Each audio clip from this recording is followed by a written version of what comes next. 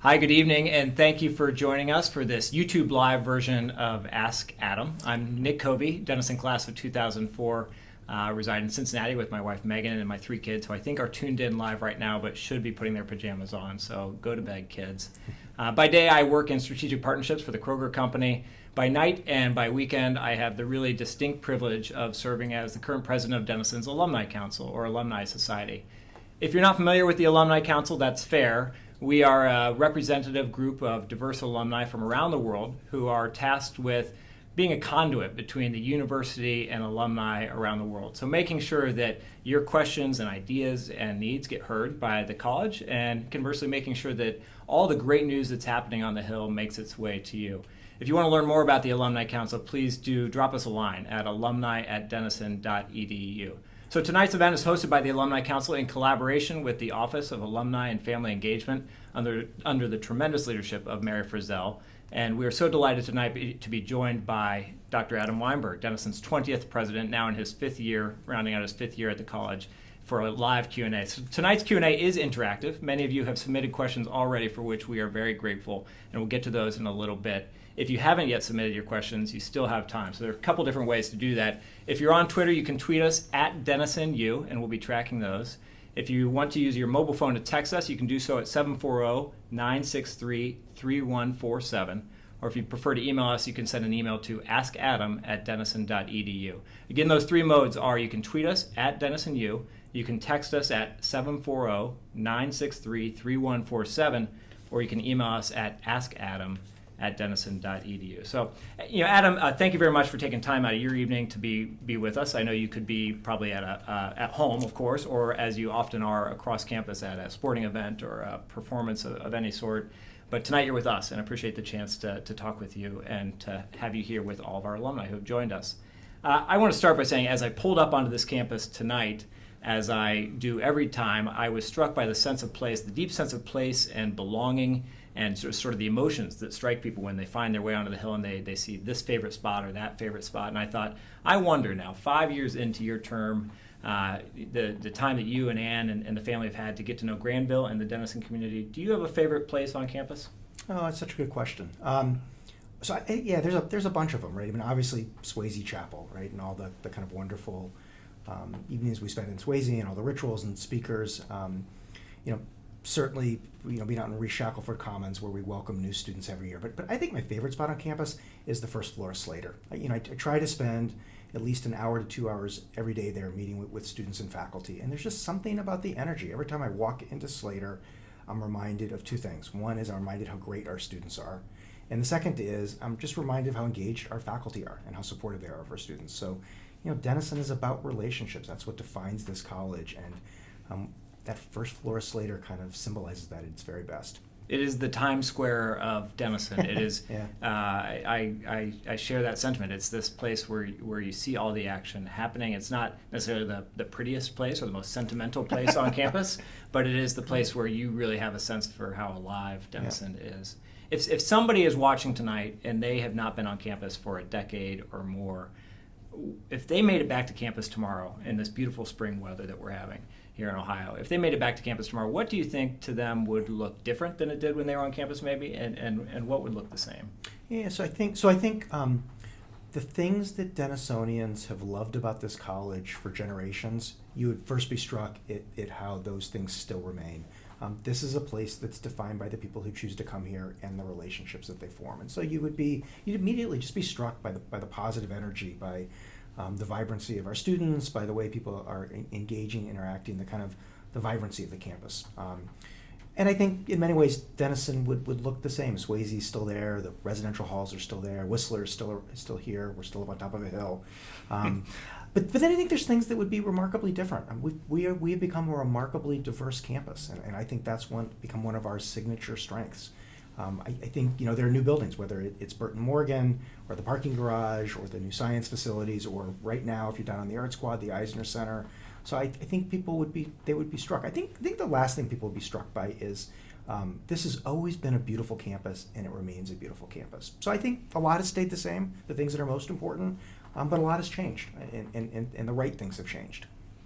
the parking garage, that was a project that was undertaken during my time at Denison. I think for a lot of us that were here, we can remember sort of the big dig of that. But to pull up onto campus and to be reminded that it took cars out of visibility, put them underneath a beautiful commons, it's really a neat development. It's a huge development on the campus if someone hasn't been here in 15 years to see that. It's part of a larger point, but if you take the kind of 75, give or take, really great liberal arts colleges in the country, one of the things that defines Denison right now is our location. We have this incredibly beautiful campus in the idyllic village of Granville, and we are 25 minutes from one of the fastest growing cities in the country with Columbus. And that's the other thing that's changed, is that we are now part of the Columbus ecosystem, which opens up all kinds of opportunities for our students. And the road has widened just enough to make that a pretty fast journey. My very good friend Frank Ward once famously claims to have made it to the airport from Denison in I think 16 minutes, which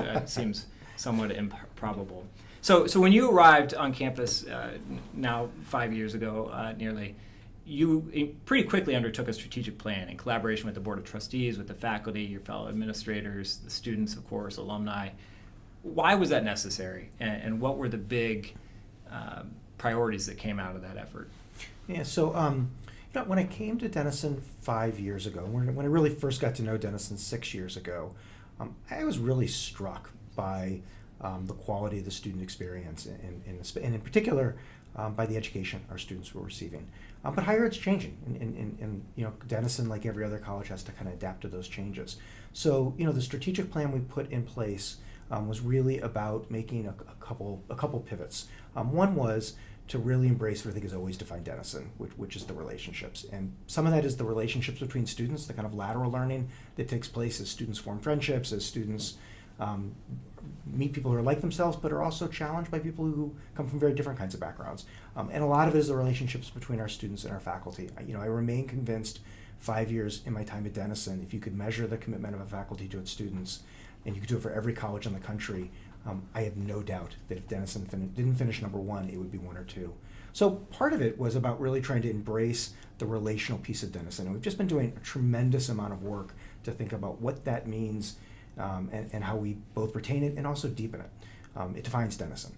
But the second is, we've done a couple things that I'm really excited about. The first is we've expanded the curriculum. We are going to remain rooted in the liberal arts. We believe deeply in the liberal arts.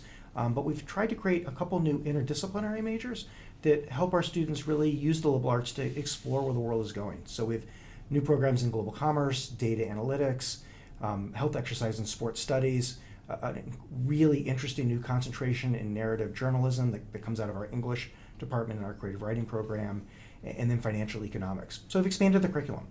We've also expanded the curriculum with a lot of work in global programs. So, we still have about 50% of our students studying abroad during their junior year, but we also rolled out Denison seminars. So these are team-taught courses where students, about 10 to 15 students, 2 faculty, that actually have a travel component as part of the class. So for example, we had a group of students with 2 faculty in Cuba over spring break. So part of it was with an expansion of the curriculum. We've also been doing a lot of work around career services. So we kind of put our flag in the ground and said we were going to define how liberal arts colleges really help students prepare for the professions. And for us, the key concept here is career exploration. Career services is what all of us had when we were in college. It was basically a place you went your senior year to look for a job. Career exploration is something deeper and richer, and I think really consistent with the traditions of places like Denison. And it's about fundamentally using part of your time at Denison to ask 3 questions. What kind of life do I want to live? How do careers and professions fit into those lives? And then how do I use part of my time at Denison to develop the skills, the values, the habits, the networks, and the experiences to get started? So we launched the Knowlton Center. The Knowlton Center, in its first year in existence, won a national award for innovation. And I won't walk through all of it, but I would encourage our alums to get on the website. I think you'd be really proud of the work we're doing to help our students explore careers. We'll have a couple hundred students doing internships, everything from research on campus this summer to internships around the world. We're doing a lot of work through a program called Onboard to close the skills gaps. We're doing a tremendous amount of work trying to connect our students with alums as mentors and coaches. And as many of you know, we've launched something called Denison Connecting that's really a platform to support our students their first 5 years out as they make their launch into the professions. I think another major piece of the strategic plan was really focusing on co-curricular innovation. At a place like Denison, a lot of learning takes place outside the classroom. So we've been doing a lot of work in residential halls to think about how we help students learn to build community in the 21st century. We've been doing a lot. We've launched something called the Red Frame Lab, which is a center for entrepreneurship and innovations, teaching design thinking. We're doing a lot of work on campus around wellness and integrative health. And then the last piece, which will sound a little counterintuitive to folks who haven't been back to campus in a while.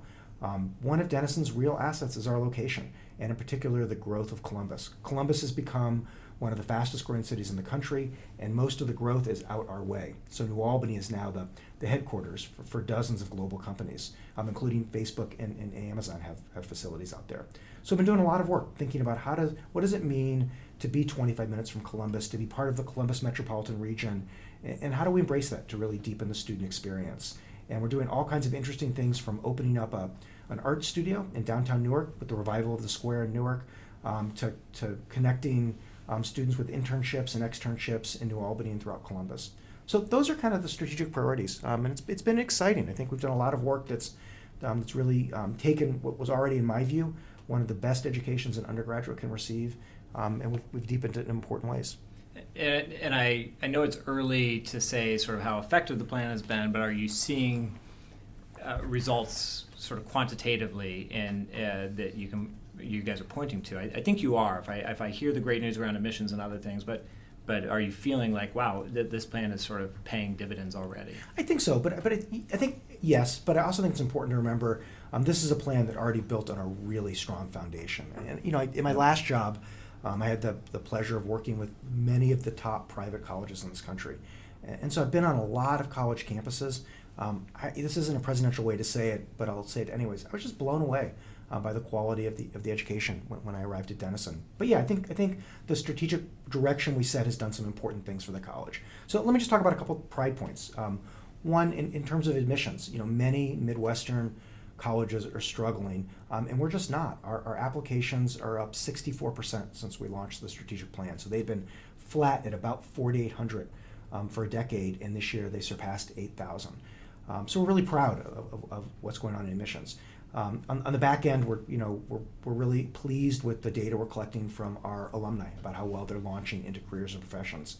And then there's a lot of stuff in the middle. I'm really proud that our faculty this year were recognized by the Council on Undergraduate Research as one of 3 colleges in the country for the incredible work we're doing with our students on undergraduate research, which I think is part of the work we're doing around mentorship. We know from the Gallup's Purdue work that one of the most important things that can happen in college is for a student to find a mentor. We know that nationally that will happen for about 24% of all college students, and depending on how we collect the data at Denison, we know that's happening for 85 to 90% of our students. So yeah, there's a lot of great things going on at Denison, and empirically, when I look at the kind of measures that college presidents pay attention to, whether it's admissions, whether it's student learning outcomes, or whether it's success in life, we're just really proud of what we're finding. And for people who want more data, we actually have a really nice section on the website called Outcomes, where you can find a lot of data that we've been collecting and analyzing over the last couple of years, including, I think, a really great press release we put out last week on some of our recent NSE data.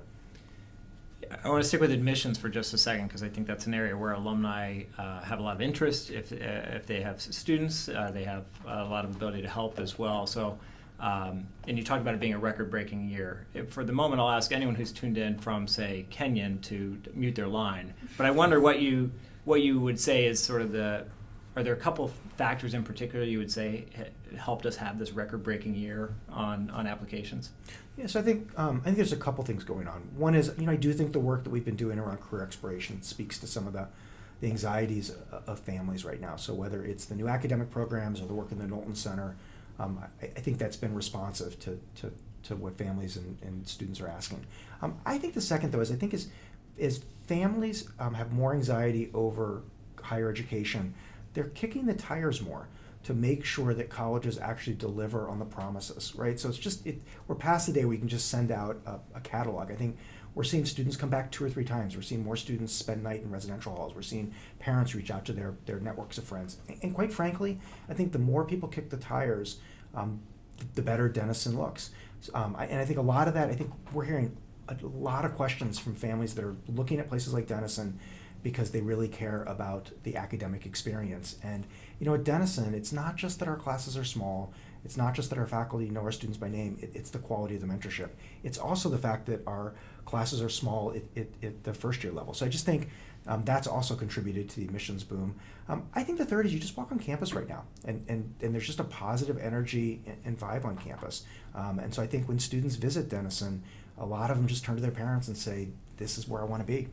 I think I would hypothesize the other thing that's happened is since you've arrived, you've been so bullish on our opportunity to raise visibility of the college, and this is where somewhere where I think alumni have been particularly helpful and will continue to be helpful. You were basically handing, I don't know how they gave you so many bumper stickers to hand out in the first couple of years, but this idea that each of us found out about Denison somehow, we heard about it from a friend or a neighbor or family member, and that each of us now sort of pays that forward. And this is the season, right? I mean, this is when the next class is making their decisions. So I would implore anyone who has any inkling that someone in your neighborhood or family or otherwise is making that final choice, that this is a good time to be reminding them, and certainly juniors and sophomores in high school, that Denison's a great place to show up, right? Yeah, I think that's right. I'm obviously biased, but I really do think we have the best students in the country. And I think that translates into amazing alumni. And if I had to be critical of Denison when I arrived, one of the things that I think was a challenge for the college was the wonderful Midwestern humility that in many ways defines the college and makes this such a wonderful place to be, led to too much humility in terms of how we talked about the college externally. And too often I would hear the following kind of story. Somebody would say to me, Denison wasn't on our list of colleges, but we were coming out to the Midwest to look at College X. And, we just decided to stop by. We walked on campus, and my child turned to me and said, this is where I'm going to college. And we never even made it to the place that we thought we were going to. And then once they decided to come, I'd forgotten that almost everybody that I respect at work and in my community went to Denison. So I just, what I tried to do my first couple of years was just to get Denison alums to identify themselves. What I love about Denison is the best way to market this college is just through radical transparency. It's giving people an opportunity to spend time on campus, to get to know our students. It's asking our alums to just self-identify. And I think, this is a college that produces the kinds of people other people want to be around. Just on the topic of enrollment, and then I'm going to jump over, we've got a couple of admissions-related questions here, but I heard from a number of folks who knew I was going to have this chance to talk with you. Folks from my generation who are starting their college 529 savings and have aspirations of sending their kids to Denison. I nearly named my third child Denison, you may recall, but my wife had the better judgment. But, if people out today are thinking about sending their kids to Denison or another top liberal arts college in 20 years, how do you think they ought to think about sort of the trajectory of the cost of higher education in the country? Is that something that we know it's been rising but ought to plateau? Do you have theories on that, ideas on that? I think the area of pricing is just ripe for somebody to come in and do something disruptive. I just think we've priced higher ed beyond the means of too many families, and we are seeing a lot of families, even that can afford the expensive price tag, kind of say, really question. As my own view is that something disruptive will happen in the marketplace over the next, pick a number, 4 to 6 years. When that happens, it's going to be great for Denison because we've actually been a leader for a long time in keeping a private liberal arts education affordable. And so just a couple pride points. When you walk on our campus right now, 1 out of every 5 students is the first one in their family to go to college. Something to be remarkably proud of. So about a third of our students come from lower income families. And for those students, we've been able to provide a lot of financial assistance. About another third of our students come from solid middle class, working class families. And again, that if you look at the New York Times data, a lot of private colleges in this country have basically become barbells. 80% of their students, 70% come from very wealthy families, and then 20 to 30% come from lower income. We've actually managed to keep Denison affordable for people across the socioeconomic spectrum, lower income, more middle-class families, and then even for our families that come from more professional, upper-income families, we've still been able to provide merit aid to keep the college affordable. So I'm actually really proud of what we've been able to do at Denison. I think we've become a leader. The other thing we've done is, especially for students who come from more lower income or middle class families, it's not just the tuition. Once you come to college, there's all kinds of other costs. And what I'm watching too many colleges do is start to charge for those things. We've done a really good job at Denison the last year of trying to kind of chart out what the sources of financial stress are for our students and trying to plug those as well. So I just think, this is an area where every alum, I think, has a right to feel proud of what we're doing for almost all of our Denison families, and it's an area that, as somebody does something disruptive, we're going to look good. That's good news as a father of 3. So yeah, but let's see that disruption. But good news, to think about the way Denison is holistically helping families make it affordable, and will continue to do so. So we have a few admissions-related questions, and if I waited to get to all these questions, thank you. A lot of great questions coming in. We'd never get through them at the end. So I'm going to insert a couple here. This one sounds like a softball, but I'm going to ask you to try to be really specific, as the question is. What is the number one selling point to a prospective student at Denison? What is the number one selling point to attract prospective students to Denison? I'm not sure there is one, in all honesty. I think I would say it in 2 different ways. One is, I think students select colleges for a variety of different reasons, right? And so we try to segment it out. And so I'll just give you a few examples. We know for students who are interested in the sciences, what's going to be highly attractive to them about Denison are a couple things. One is, even at the intro level, our classes are small.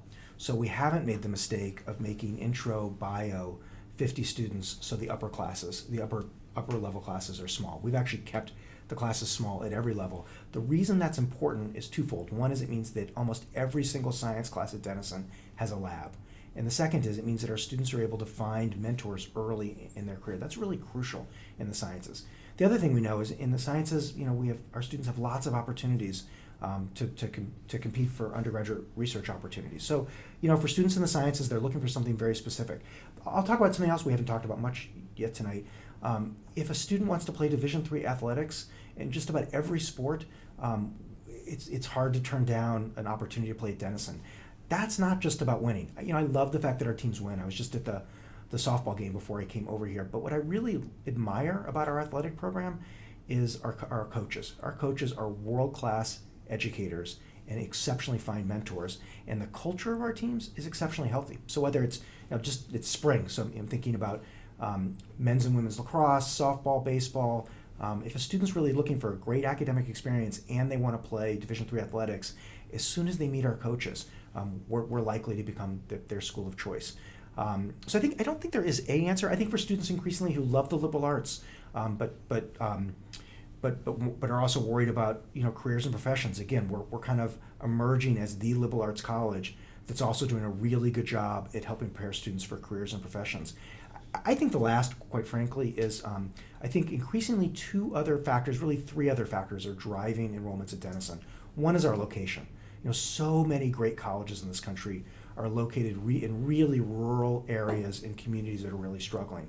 And we're just not. Again, this beautiful campus in an idyllic village, but we're 25 minutes from a major city. And that location really speaks to a lot of prospective students right now. I think the second is the diversity of our student body. I think a lot of our students want the friendship and fun of a place like Denison. They want a place where they're going to get to know faculty. They want a place where they're going to get to be involved and engaged. But they're actually looking for places that aren't homogeneous, that don't feel sleepy. And Denison doesn't. We're larger than a lot of other liberal arts colleges, and we're much more diverse. So there's a vibrancy and a relevancy on our campus that I think attracts a lot of students. So I think it varies. I would follow up on that diversity point in particular, and this is fantastic because we are joined tonight by a gentleman named George, who's a student in the UK looking to apply to Denison later this year. So thanks for tuning in, George, and you should absolutely do that. And George has a couple questions for you. First, do we offer financial aid to international students? We do, and and many colleges do it differently for international students than they do for domestic. We again have tried to keep Denison remarkably affordable for international students. We actually have some students from the UK, and so if you email our admissions office, we'd be happy to put you in touch with some of our students who will be returning to the UK this summer. It might be fun for you to get together with them. Yeah, and then the even more direct to the point on diversity. Love this question, George. Is your university LGBT friendly? Yes, exceptionally LGBT. And it's a great moment to ask that question because I was just at a student event at lunch today where a group of students were talking about this. Yes, I think one of the things that's going on at Denison that I'm remarkably proud of is that we're not just diverse, but I'm watching 2,200 amazing students work hard to make social inclusion a driving value on this campus. So what our students are coming to learn is that we live in a diverse world, and the ability to see differences as a source of strength, as a source of fun, is going to be an important skill for living effectively, democratically, but it's also a key workplace skill in the 21st century. So yes, I think this is a place where students respect differences, where people are encouraged to find their own voice and their own identity. There is not one Denison experience. What I love about Denison is every student comes here and has the ability to become the architect of their own Denison experience. So again, it gets back to something I said a minute ago.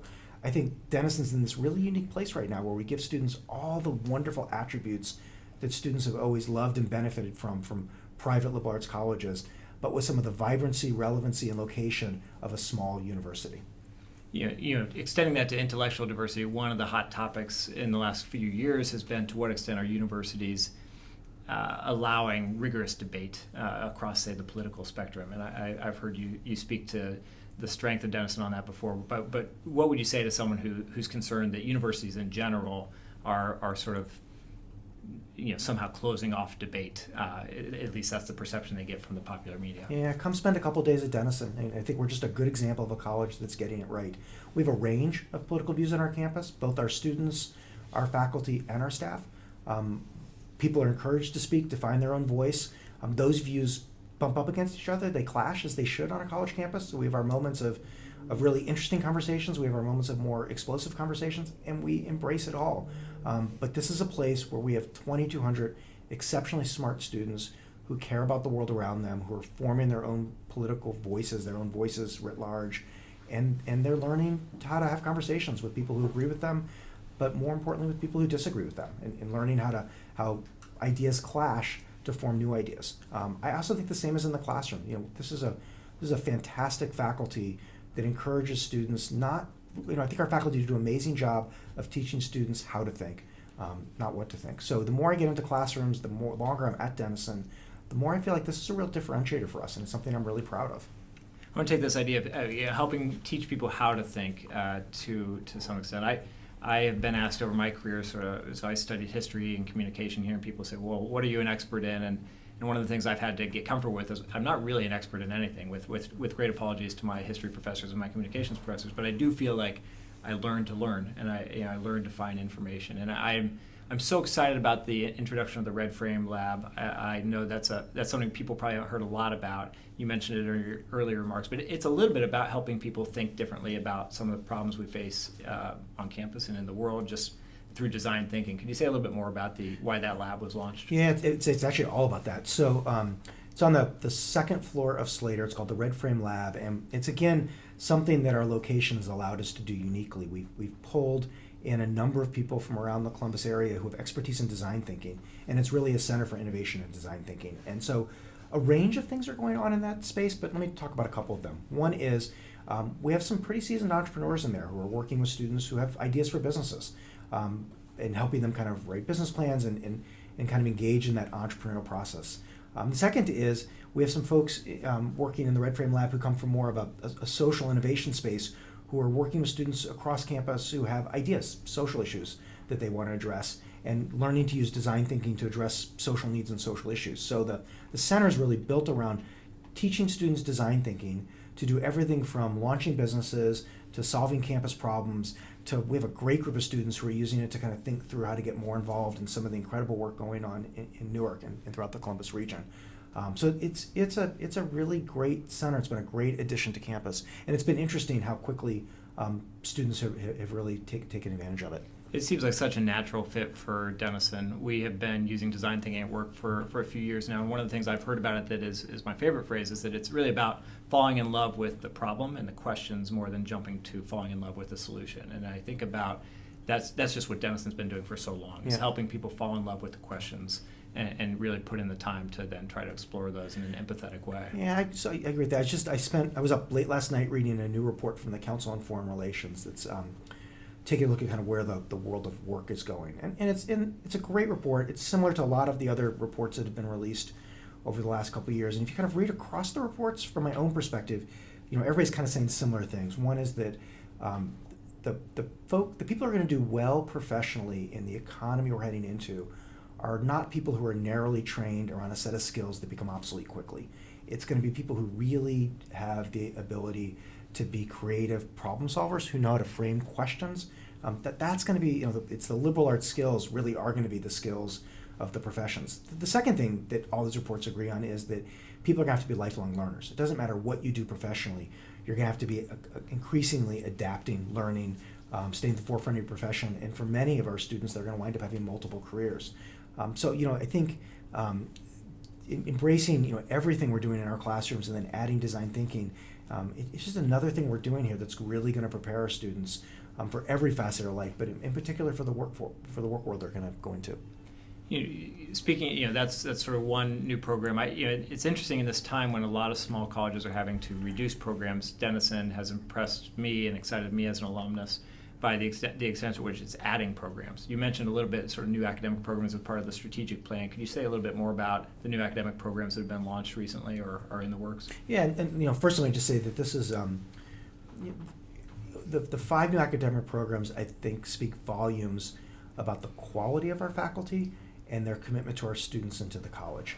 So we've added 5 new academic programs over the last couple of years. A new program in global commerce that I would encourage alums to get on the website and take a look at. It's a really interesting program.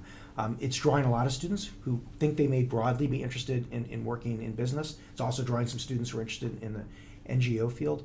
But what's interesting about the global commerce program is, from my perspective, it's a really interesting way to use the liberal arts to understand commercial activity and business activity. So it's actually, in addition to introducing students to the language of business and econ and finance, it actually is drawing a lot of students into the humanities so they can begin to understand from a historical perspective or an anthropological perspective, why do markets operate differently in China than they do in Brazil.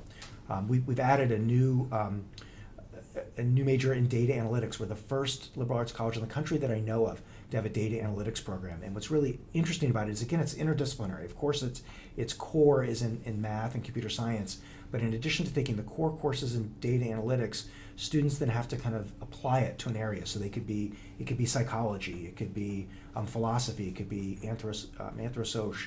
So again, it's kind of an interdisciplinary program, and a lot of the classes are actually don't have students working on real-world data problems for businesses and organizations. We have a new major in health, exercise, and sports studies that has both a science track for students who might want to go into public health, but we're also building out a sports studies end of it. And then a really interesting new program that the Mellon Foundation just awarded a $700,000 grant to in narrative journalism that's really helping our students explore everything from kind of how to write for blogs to how to write for all the kind of new forms of new social media. They have a really interesting project coming out of that narrative journalism program called Between Coasts that's all about really helping people in the Midwest learn to tell their own stories through narrative storytelling, and our students are actually in communities doing a lot of this work. And then lastly, a financial economics track out of our econ department with some new finance programs. So the majors are really exciting. Many of them are interdisciplinary. They're all kind of deeply rooted in the liberal arts, but giving students an opportunity to use the liberal arts to understand where professions in the world are going. And I just think it speaks, I think you're right. There's a lot of colleges that are cutting back on programs. There's a lot of colleges that haven't added in a while. I think the fact that we've added 5 speaks both to the financial health of the college. It speaks volumes to the willingness of our alums to support new programs, but I also think it just speaks volumes about the creativity and commitment of our faculty to our students. As you look across the courses being offered on the Hill right now, is there one that you wish you had the time to audit? Is there a class that... All of them. I will say one of the most fun parts about being at Denison has been spending some time in classrooms. And some of them were types of classes. I was not a studio art major, but I spent a really amazing afternoon last year watching our studio art faculty with our juniors in their kind of projects. It was really interesting to watch the way our faculty pushed our students intellectually. I've loved a variety. I've sat in on some history classes. Just it's been fun to watch our faculty teach. And I'd love to do it all over again. I would take if I had to do it all over again, I would take a wider variety of classes than I did the first time around. Yeah. We're in the midst of a move right now, and my wife is making me cull many of my textbooks. But it's fun to go back to that shelf and pull a book off and be reminded, I did take a women's history class, and it comes back, and just the diversity of courses. But that's spending this time of year, I spend a lot of time with first year students, just asking them how their first year was, and you hear themes over and over and over again, right? One is just students, talk about the great friends they've made their first year. They talk about the faculty, but almost always a student will talk about a class that they probably wouldn't have taken, but they had to take it. They couldn't get into other things. An advisor recommended it, and it turns out to be one of their best classes their first year. It opens their eyes. Yeah. So sticking on the academic quad for a moment, I know the university just received a very generous gift from an alumna and her family for the library. Yes. I think $7 million maybe, Yeah. which is a lot of books maybe. But what's the plan there? What should we expect? Do you have ideas already? Sort of, I assume you do, on sort of how that gift gets invested in the college. Yeah, Sue O'Donnell made the gift, and again, there's more detail up on the website. It's an incredibly generous and thoughtful gift. The library remains one of the most important places on campus. It is the hub of a lot of student life on campus. You walk in the library during the day, it's packed with students. You walk in there at night, it is filled. We also located our Center for Learning and Teaching in there 2 years ago, so it's also a hub for a lot of faculty. The grant will allow us to do a number of things, one of which is the front of the library will actually move back to the front of the building, which I think will be really nice. It'll allow us to renovate a lot of parts of the library. The idea is not to change the library, but just to renovate it in lots of ways. It'll also allow us to just do some basic upkeep on the building that we've needed to do. And lastly, it'll allow us to, there's a lot more kind of students doing work in projects now. It'll allow us to kind of adapt key parts of the library to kind of where pedagogy and student learning's gone. It's great, and I know every college is different, and I do go to some campuses where students just don't use the library much anymore. That's just not true here. The library remains a hub of student life on campus. Part of Sue's reason for giving the gift was her mother was actually a librarian in Columbus. So there's something really, it's a special gift at many, many, many different levels. That's fantastic. All the investment and focus on academic innovation and efforts around the library and other resources seems to be paying off. I saw this week the news that 2 students were awarded NSF grants, or fellowships, I guess is the right word. Research fellowships. Congrats to them. Obviously, congrats to the university. Once again, the school was a top producer of Fulbright scholars, if I'm not mistaken. Incidentally, also a top producer of Peace Corps volunteers, which is semi-related. And great med school placement rates. I mean, just think, if you look at the fellowships, you look at the med school placement rates, it just, it speaks volumes about the quality of the education and how well prepared our students are. Congrats to all those students, and keep it up. And like you said, you talked about the Knowlton Center a little bit earlier. They're all finding opportunities into the workforce. Placement rates have been really strong. How can alumni get involved to support folks who are just starting off their career? If I may pivot to that. Yeah, so thanks for asking that. So I actually met with a prospective student today whose parents were saying that one of the reasons they first encouraged their child to look at Denison was just how many Denisonians they've known who've been such loyal alums. So I actually think our alums can do a number of things to really help the work in the Knowlton Center. And I just want to repeat what I said a few minutes ago. One of our big strategic objectives right now is to really position Denison as the liberal arts college that's getting the career exploration piece right. So alums can help in a few ways. One is, it sounds silly, but just identifying yourself at work as a Denisonian. A coffee mug on your desk, a bumper sticker on your car, a pennant, whatever it is. It sounds silly, but it's actually really important. Denisonians are the kinds of people that other people want to hire, want to work for, work with, and the more, every time you do that, you remind people that when it's time for internships, when it's time for jobs, that they need to be looking at Denison. The second is, we're making a huge push through the Knowlton Center around internships. And so any alum who's willing to talk to us about opportunities for internships would be greatly appreciated. And we can do it in a variety of different ways. In many cases, these are really competitive, and that's fine. Our students compete exceptionally well. In some cases, an alum may be at a smaller organization, and they can help arrange an internship. Sometimes alums can arrange an internship with funding. We've received some various generous funding from our alums. So internships are great. The Denison Connecting Program has been really important for us, and it's a way for our alums in key cities to connect with recent alums and give them good career advice at different phases of that launch, but also to help open up doors and welcome them to key metropolitan areas. We're also increasingly doing really interesting virtual work through Denison Connecting, and we'll be building out that platform. So, for example, some of you may know Lucy Reynolds, class of 1990, I think. Lucy is a really successful career coach and is doing a virtual coaching circle, 6-month coaching circle with some recent alums through Denison Connecting right now. So getting involved in Denison Connecting is a second, or just contacting the Knowlton Center and getting on Wiser. Wiser is our online mentoring platform, and it's just a great way for alums without a huge time commitment to be able to offer good advice to students. So there's just a variety of different ways alums could help. The Denison Connecting events launched a few years ago with much gratitude to alumnus Mark Sainer, who helped to kind of create that and get that off the ground in New York, and now it's spread so well. I think it's spread because Denison folks are so relational and want to sort of foster those relationships. If somebody's been sort of on the fence about whether to show up at one of those events, what should they expect if they choose to show up to a Denison Connecting event? Any thoughts on sort of what that experience would feel like to them? Yeah, so first and foremost, there'll be a lot of recent alums there, and they'll remind you why you love Denison so much. They're really fun evenings. They're energizing, they're inspiring. I think you'll be surprised at how much your professional experiences can be important for our recent alums to hear. So I would strongly encourage people to attend. I think you'll find it's time well spent. You'll feel like you made a contribution to some recent alums, and I think you'll just enjoy it. There's a good vibe and a good energy.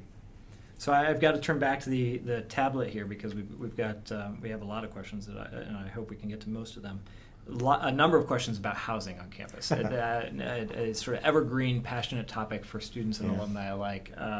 Any plans on right now for a particular renovation on campus? This person is particularly interested in Shorney, but in general, what should people look at the campus for from housing? In fact, we have architects on campus right now working with student development folks, with our ed folks, with students, and also with faculty on redesigning, refreshing really all of our residential halls. So we will do that work. I keep saying over the next 3 to 5 years. Our chief financial officer keeps saying over the next 4 to 7 years. But we will have the plans. We'll have the plans ready for students to really take a hard look at them next fall, with the hope being the following summer, so a year from right now, we're starting that process. And the goal is to basically refresh all of our residential halls with the exception of the senior apartments. And by that we mean new bathrooms, new carpet, new paint, lighting fixtures. We're not going to knock down walls or knock down buildings, but they're wonderful buildings, but the time's come to just do that work. With the senior apartments, they were built to last for 25 years. We're kind of at that point, and so we will either take them, most of them, especially the Sunnies, either down to the studs and rebuild them, or we'll knock them down and build new. But my own view is that it was really important not to do that work until we got a good architect in here who really works with a lot of colleges, who could work closely with our students to really, because I think our students who live in those halls really understand them the best. So that work is really, really, really excited about it. We have such beautiful facilities at Denison, and I think residential halls are kind of we did science labs, we did a lot of work in Mitchell a couple of years ago, and now the Eisner Center for the Performing Arts. Next up is residential halls. I think they'll be happy to hear that from the number of questions we've had about housing. Thinking of facilities. And thinking about the Mitchell Center and the athletic facilities, we have a great question here about why can't adequate funding be directed to the baseball field? The scoreboard is virtually unreadable, and the grandstand seats are inadequate. I am so happy you asked that. You spend a lot of time at sporting events, so you probably have a vested interest in it being comfortable and visible. Yeah. I try to make it to every home athletic event, every arts performance, and then just big student events. Can't always make it to everything, but that's my goal. I spent a lot of time at the baseball field and the softball field over the last couple weeks. So, yes, the scoreboard, hard to read. Anybody who's interested in this should email or call our athletic director, Nan Carney-DeBoer, the Denison alum. We have really, really, really exciting plans to take both the baseball field and the softball field and create a baseball-softball complex. So it's not just the scoreboard you can't read. If you've been to a baseball game, there's a number of problems with seeing our phenomenal team play, our team that keeps beating nationally ranked teams. The scoreboard's hard to read. When you stand behind home plate, it actually has the old-fashioned wire, which is virtually impossible to see through. So we need net, but in order to put the net, you actually need a half brick wall. And then you normally like to stand on the third base line or the first base line, but you can't do that because our dugouts are above ground, so we need to get them below ground. So there's actually really exciting plans we would love to show people. And we will be hopefully starting to raise some funds to do that from alums over the next year or so. I will say this also, both about Mike Deegan and Tiffany Osborne. People should just follow them. Mike in particular has a really active blog, and he's a mentor's mentor and an educator's educator. And it's not just that our baseball team is winning. I love the fact that they're winning. What I love more is we have a group of outstanding people playing on the team, and we have a coach who I think is just a phenomenal mentor, and the culture is really healthy. And I would say the same thing about our softball team. It was winning when I left it about an hour ago. We have a few questions around. First of all, a lot of comments of people just so impressed with how things are going, and I'm not surprised, because if you haven't had a chance to hear lately, it is impressive. Now people want to know 5 to 10 years from now what sort of will things continue to improve at this pace. I guess is sort of the general gist of the question. Yeah. So I would say yes. I would say a couple different things. One is, my view is that one of the mistakes colleges make in particular is we spend a lot of time really identifying where we are as an institution, where we want to be, and then coming up with really concrete plans for how to get there. And then as soon as we start to implement, we go on to the next plan. And so I'm really committed. We've launched a lot of things over the last couple of years. We've launched 5 new academic programs. We're making significant enhancements to our global programs with Denison seminars. We have the new Center for Learning and Teaching. We've created something called the Liska Center, named after Tony Liska, who many of you probably took a class with. The Knowlton Center is a huge undertaking for us. The opening of the Eisner Center and co-locating theater, music, and dance. The Eisner Center will be a 108,000 square foot building that will co-locate those 3 departments. It'll have a 400-seat proscenium theater, a black box, an auditorium, a dance studio. So I'm really committed to implementing everything we've started before we start thinking about the next round of planning. But having said that, I feel like there's a really positive energy on this campus right now. I feel like when you think about what families want from higher education, and you think about what really amazing people need from higher education, it's what we're doing here. So I think things are good and the future looks bright. I think the momentum will keep us moving forward. But I think part of it is we're doing the things that really matter in 2018. One of my most vivid memories from Denison is singing karaoke with Dr. Liska at the admissions Christmas party. Yeah. And he did so much better than I did, to be clear. So thank you for talking about that. The same person, Cole Brown, class of 1968, has a great, more lighthearted question, which is, this is apparently college tournament week on Jeopardy, and when are we going to get a chance to get someone from Denison on there? We did. Was it 2 years ago? 3 years ago? 2 years ago. So we did have a student on Jeopardy who won a couple rounds, right? I'm looking out in the group.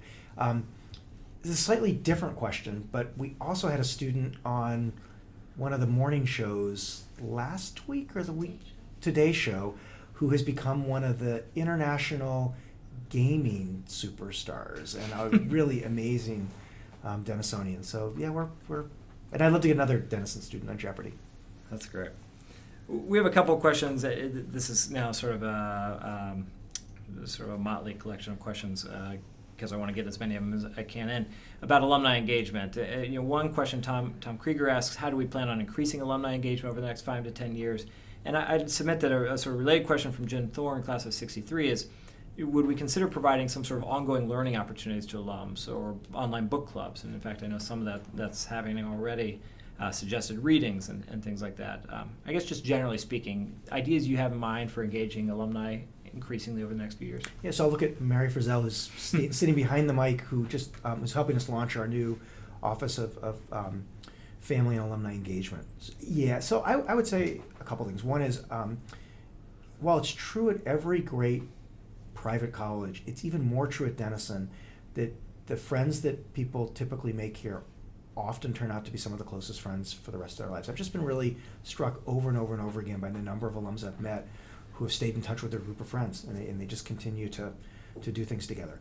I think in Denison is an affinity school, right? And so often those friendship networks revolve around something. They were burpees together. They played on the lacrosse team. They were members of the same fraternity or sorority, whatever it happens to be. And so I think our goal is to engage alumni better in a couple of different ways. One is through the work in the Knowlton Center, which I think will be deeply rewarding for alums because it's a way with not a lot of time to meaningfully contribute and to get to know some of our current students. But I think the other is, I'd love to see us be able to spend more time and energy connecting to our alums back to the things they really cared about. And so, we need to do a better job supporting our alums who are getting together, bringing those groups back to campus in interesting ways. So, whatever those groups are, it's great to have groups of alums come back and then to engage with students. I would love to be able to kind of roll out the Denison Connecting platform even farther. So not just focusing on recent alums, but being able at some point to do it in ways that provides, whether it's virtual reading groups or, we beta tested something over the last couple weeks through Denison Connecting with one of our econ faculty members. It was kind of a virtual interactive seminar. I would love to be doing more of that. So our hope is to do more of that over the coming years. I would love suggestions too. If alums have good ideas or things that have worked or things that haven't worked that you think we could do differently, please just email me. That's fantastic. And I email alumni at denison.edu. One of the things that we're hoping this sort of event can lead to others is, can the Alumni Council host other virtual sessions, also bringing in faculty members or students or others to talk. And I also think about the Denison Connecting platform, we're trying to make it so that it can be user generated too, so that if you where 2 or 3 are gathered, you can create your own Denison Connecting event in your community, and I think there will be opportunities for people to do that as well. Here's a question, jumping back to the Knowlton Center for a second, from I think a current parent.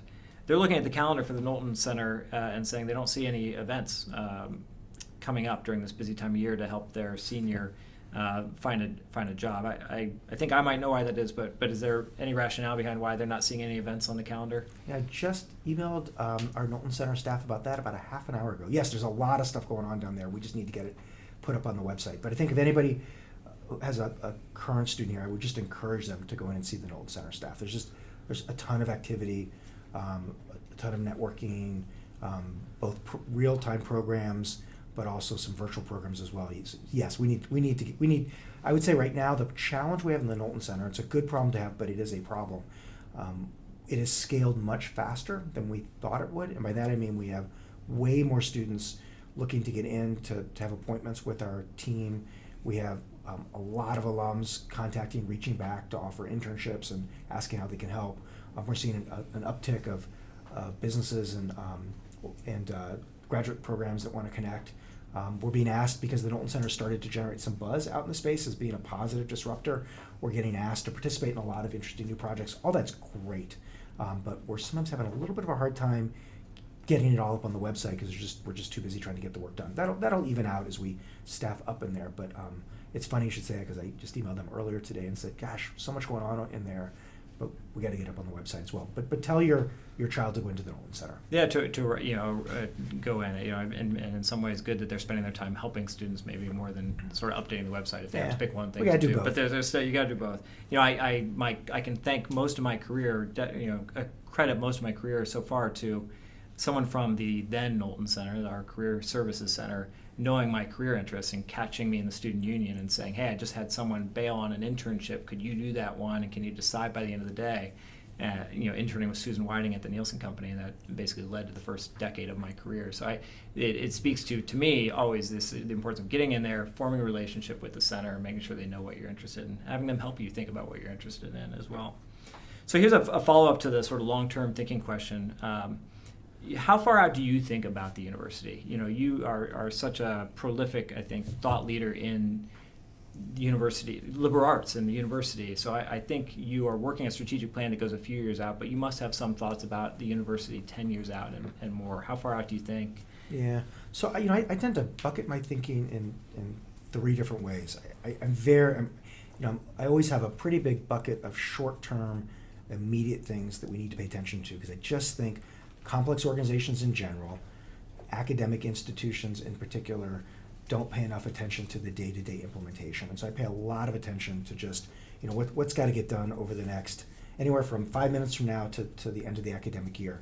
I also do that because I actually, for right or for wrong, for better or for worse, I've fallen deeply in love, not just with this college, but I care deeply about our students. And I want to make sure that while we're looking farther out, we're also paying attention to the things that will positively impact the students who are on campus right now. strategically, I'm always focused on where we need to be over the next 3 years, and I think kind of a 3 to 5 year window. A college president should have a pretty sophisticated understanding of where's the higher education sector going, where does your particular institution fit into those trends, and what does that mean for kind of strategically what you need to be doing or not doing. And so 3 to 5 years out is my kind of sweet spot. I think farther out, I spend sometimes kind of thinking about where's higher ed likely to go over the next 10 years, but I actually think in today's environment, particularly in higher ed, beyond 5 years is really a fun exercise, but that 3 to 5 year period, you got to be sharp, and that that immediate, whether it's from today over the next year, you got to be crystal clear on. It's got to be prioritized. It's got to be focused, and it's got to be aligned. Well, we're coming up on time, and I'm probably not gonna be able to get to all the questions that we have. But if you didn't get your question answered, do make sure you email. If you didn't ask it, make sure you email it. We can follow up afterward. If it didn't get responded to, and you're feeling like you really want us to respond, make sure you sort of ping us again. And I know Adam will be delighted to follow up. But are there, with just a few minutes to spare, any sort of parting thoughts you'd like our alumni to have about the state of the college, how they can help along those lines? Yeah, I would end with what I usually start my remarks with, which is I think that anybody connected to Denison in any way, shape, or form has a right to feel deeply proud of that association. This is a great institution. It was a great institution 50 years ago, 40 years ago, 30 years ago, and it remains a great institution today. I think what anchored it 50 years ago is the same thing that anchors it today, and that's the relationships. This is the most deeply relational place that I've ever been a part of, and it's one of the many reasons I've fallen so deeply in love and why I'm proud to be a Denisonian. But I also think we've done a really great job over the last couple of years at thinking about not just where's the college right now, but where does it need to go to really make sure that we're providing the education that our students need, want, and deserve. And so I'm just proud of the work we've done strategically, whether it's the new academic majors or the work in the Knowlton Center. I think it's all really exciting. The last thing I would say is for alums who have been back recently, you've already sensed this for alums who haven't been back for a while, I'd encourage you to come back to campus. I think you'll just feel a kind of vibrancy, a spirit when you walk on campus right now that will just make you proud. It feels good to be on this campus right now. I think all of that, quite frankly, is a testament to our faculty, to our students, but also to our staff. I've never been part of a place where so many people connected to it, including the staff, are so committed not just to the institution, but to our students. And I can't tell you the number of times I'll ask a student, who've been the important people to you on campus? And it's always their friends and a faculty member or a coach, but it's often a staff member as well. Somebody who works in a residential hall or works in a dining hall, or they worked for IT and for a work-study job. So I would just say that, it's been a great 5 years for me. I feel privileged to be a part of this college. I feel proud to be a Denisonian. And I want to thank all the alums who have been so supportive of the college over the last couple of years. We are in the midst of a campaign, the Unlocking Potential campaign, that's basically raising resources for financial aid, but also to support the things we're doing strategically. And I just want to thank all the alums who have stepped up and provided support that have allowed us to kind of make these things happen. So thank you. And thanks to Nick, and thanks for the Alumni Council for hosting this. Well, I want to thank you, Adam. Thanks for taking time out of your evening to talk to a couple of webcams, which is sort of an awkward experience, but I hope was interesting to the folks who were able to tune in with us. And beyond thank you for taking the time, just thank you for the leadership you've brought to the university. It's been such a joy, frankly, to get to watch the way you've come in and built relationships and thought about the future of this college in such a dramatic, creative, and effective way. And as I get to talk with folks around campus, it's so clear to me how universally appreciated your leadership is for the college. So thank you very much for that. And I hope we get another 10 or 20 years of Dr. Adam Weinberg. And thanks to you for joining as well. Thanks for taking time out of your Thursday evening to check in and hear what's going on at Denison, hear from Adam, and to ask so many interesting questions. I'm sorry that we weren't able to get to all of them. I hope you'll take time to share what you heard tonight with your friends who went to Denison who maybe didn't get to tune in. And I think the link will be available for them you can send them the video afterward if you think that's helpful, or just share some of the good news. There are a couple of specific asks I put out there as well. If you haven't been back to campus in a while, or you have, please take note whether this is a reunion year for you. Go out to Alumni alumni.denison.edu and find out if you're in reunion year. Because if you are, we'd love to have you back, and I'm sure your classmates would love to have you back as well. And if it's not this year, you can start planning for next year. On that page, you can also get information on Denison Connecting, which we talked about a lot tonight, to see if there's a Denison Connecting event coming up soon in your community. You can look for the WISR platform. That's WISR. Startups have funny names, I guess. But WISR is a platform that you can virtually connect with current students and other alumni and just offer a little bit or a lot of help in the career development space, and your signing up for that would be so much appreciated. Adam mentioned the capital campaign. I'll mention as well the annual fund, which is a big part of how the school is able to operate. The cost of tuition does not cover running the college. It didn't cover the way for me, probably didn't cover the way for you. And so if you haven't had a chance to make your annual fund contribution yet this year, please do before the end of the school year. And then lastly, I just point out again that all this information and more can be found at alumni.denison.edu. So please check out that webpage tonight and often, and stay connected to your alma mater. We really appreciate all that you do for Denison and appreciate you tuning in tonight. So thank you.